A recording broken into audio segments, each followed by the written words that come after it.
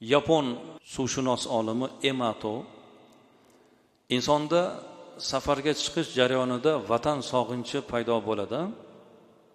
Qayerda yursak ham baribir safarda bizni nima tortadi? Vatan sog'inchi, yurt sog'inchi tortadi. Mana shu sog'inch deydilar. Emato suv orqali shakllanadi deydi. Chunki inson tug'ilgan joyida go'dakligidan o'sha yerda tug'ilib, o'sha yerning suvini ichib katta bo'ladi.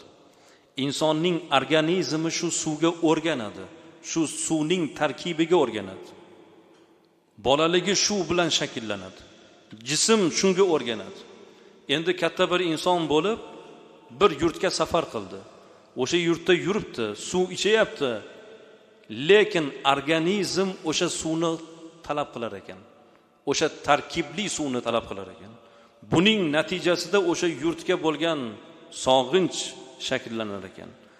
Vatanning muhabbati, yurtga bo'lgan sog'inch suv orqali bo'ladi deydi.